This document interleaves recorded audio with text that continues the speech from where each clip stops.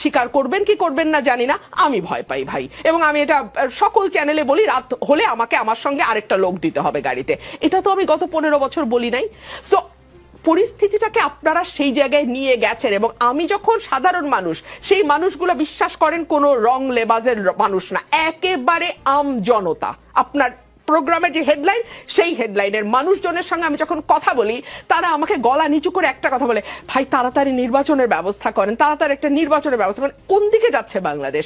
কোন দিকে যাচ্ছে বাংলাদেশ? এইটা কি এই 22 জন উপদেষ্টার জবাব দেওয়ার কথা নয়? ব্যারিস্টার রুমিন ফারহানা, বড় কথা লুকিং ফর শত্রুজ কিংবা ডেভিল কি অপারেশন ডেভিল হান্ট, এইসব অদ্ভুত অদ্ভুত কথা। আমরা না আসলে ক্লান্ত জাতি হিসেবে, আমি ব্যক্তিগতভাবে বাংলাদেশের একজন নাগরিক হিসেবে আমার এখন সত্যিই খুব ক্লান্ত লাগে। দেখুন নিকোল, গাজীপুরে যে ঘটনাটা ঘটেছে, সেই ঘটনায় কারা ঘটালো, কারা মদদ দিল, কারা সেটাতে উস্কে দিল, এবং কেন মাঠে পুলিশ এবং সেনাবাহিনী মোতায়েন থাকা সত্ত্বেও এই ধরনের ঘটনা ঘটতে পারলো, সেটা স্বরাষ্ট্র উপদেষ্টার বের করার কথা, তাই নয় কি?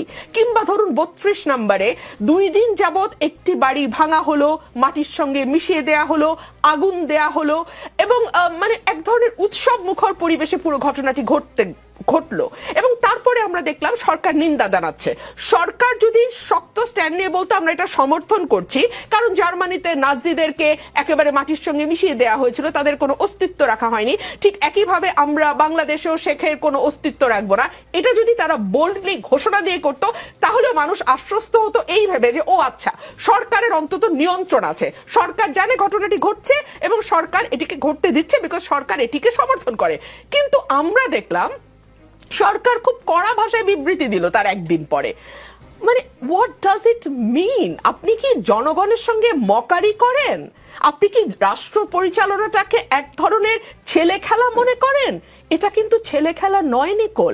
এবং 18 কোটি মানুষ, মতান্তরে 20 কোটি মানুষ কিন্তু হুমকির মুখে পড়তে যাচ্ছে সরকারের এই অযোগ্যতা এবং অপদার্থ লোকজনকে পদে বসানোর কারণে। আমরা অনেকেই অনেক আশা নিয়ে এই সরকার গঠন করা হয়েছিল।